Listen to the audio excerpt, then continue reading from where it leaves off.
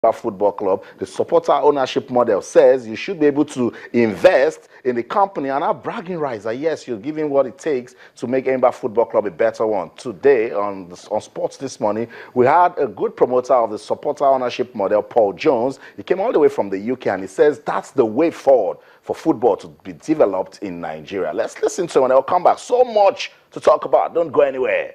To stay. Football clubs engaging their supporters and getting them actually involved in the running and the management of the clubs, having a sense of ownership and actually being able to contribute to the clubs. It's something which is very big in Europe and actually across Africa as well. So in North Africa, East Africa, a lot of the clubs are actually associations, so owned by their supporters. I know in Nigeria, recently a lot of the Premier League clubs have been owned by the states. Yes. I think there's a lot of potential here, given that the state governments at the moment don't always have the resources they would like to commit to the clubs to be able to diversify the revenue streams a bit and introduce the supporters more into the financing of the club's operations.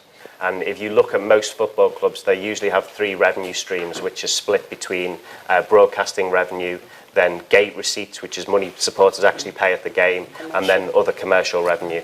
And in Nigeria, too often, the clubs have been dependent just on one revenue stream, which is government. Yeah, it's government funding. And so I think that the danger is that if you take that away, then the clubs are left with nothing. And then the supporters are left with nothing. So if you involve the supporters from the beginning, give them an opportunity to voice their interests, then it's a great position for them to be in.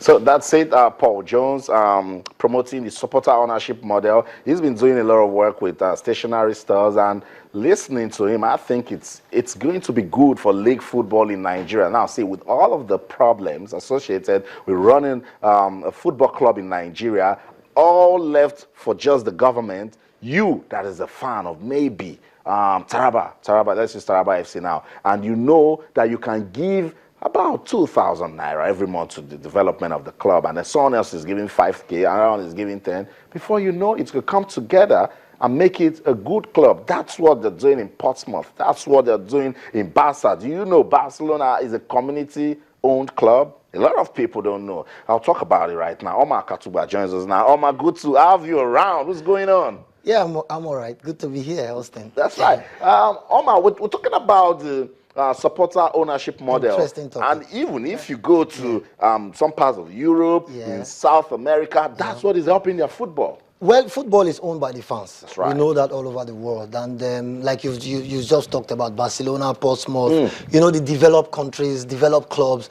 are owned by the supporters. You know, they contribute, you know, their hard-earned money to support the club.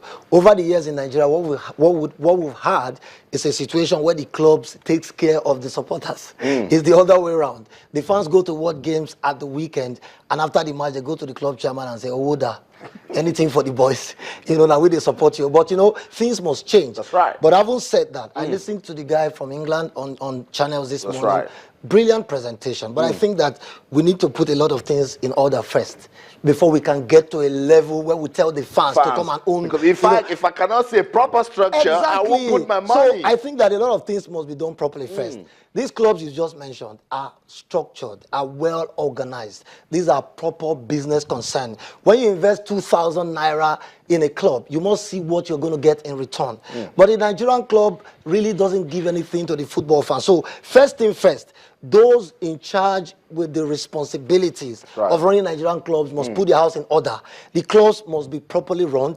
The games must be enticing. The stadia or stadiums must be properly secured. And the fans must know that when they take their families to the games, they are protected. So if you get all that right, you can begin to tell me to come and put my 2,000, my 5,000 in support of stationary stores or MFM or what have you. So I think that before we get to that level, we have a lot of work to be done. He talked about North Africa, Europe. The Europeans, first and foremost, they don't belly full. Let me use pidgin.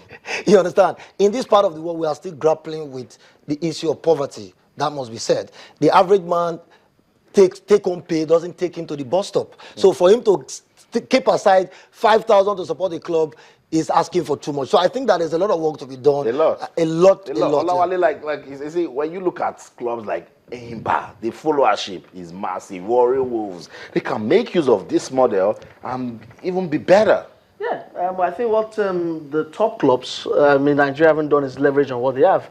I think the perfect example is Shooting Stars. Shooting Stars is one club Massive that history. has got massive following Good outside of followership, Nigeria. that's right. I know people who support Shooting Stars in Denmark. You know, Yeah, they have- not massive though. no, not massive, but at least Massive is taking it too far. they've got massive in Nigeria, and Yeah. they've gotten it outside. And we know the profile of Shooting Stars, and I hope that clubs can leverage. Aside from ownership, have we talked about merchandise? But talking about the ownership model, it depends on the enabling environment. If the environment is not enabling, I don't think this can work, and I don't think this can work in the next 5 years. That's the matter. course. We need to be 5 very, years very is too objective. close. 10, 15. 10, 15, maybe. But Yeah, because- right now, yeah.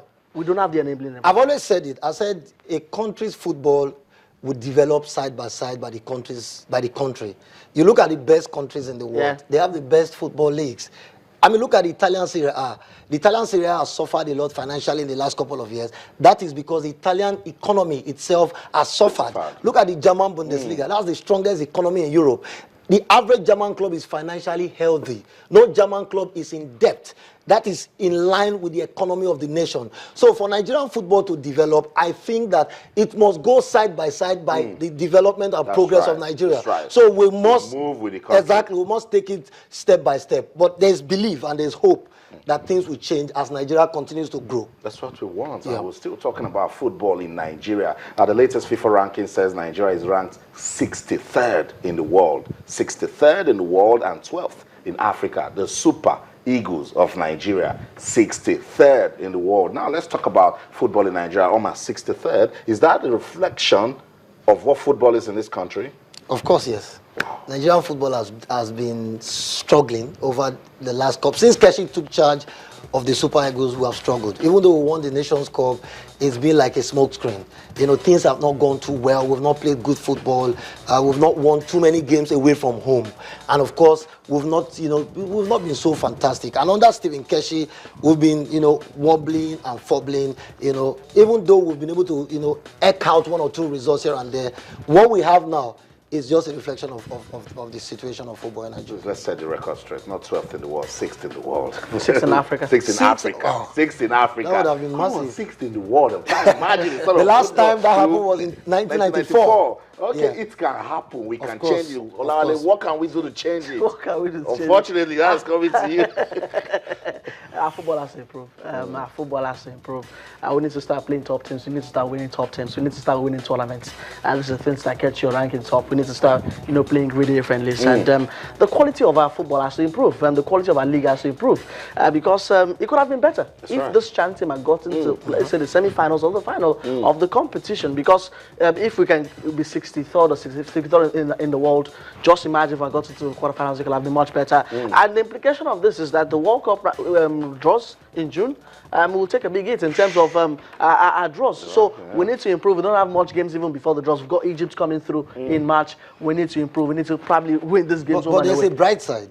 Our players are beginning to move to big clubs. That's right, and they're playing well. Exactly, that's We're the talking bright about side. them, yeah. Kelechi Iheanacho, oh my God, he's been massive. Ojo Igalo has been a blessing. Mikel Obi, who was a bench warmer under Jose Mourinho, Talk about has suddenly Isaac started Promise playing. in Look at Granada. Isaac Promise in Playing good Granada. football, yeah. Osimhen is right now in Wolfsburg, a city that is very close to my heart. He's getting acclimatized, training with the club. His family is there with him.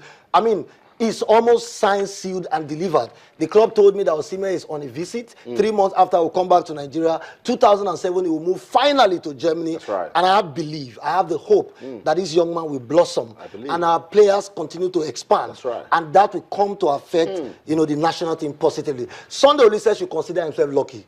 Keshi didn't have this luxury, but won the Nations Cup. So Olise is beginning to have a crop of players who are playing very well for their clubs. Right. If he doesn't do well, there will be no excuse. No excuse. I totally agree with you. Now, let's talk about a team that went back, looked at a model that they can use to develop their football, and then they came back. Now they are a shining star. Belgium, they've retained top spot. I look at Belgium all the time and I say to myself, why can't we do the same? Belgium, what has happened with Belgium is a reflection of what has happened with Europe as a continent. They sat back, at some point in their history and took a good look at what was happening, and they went back to the drawing board. What Belgium did was simple. They came out with a totally new ideology of football, saying to every school, every young team in Belgium that the children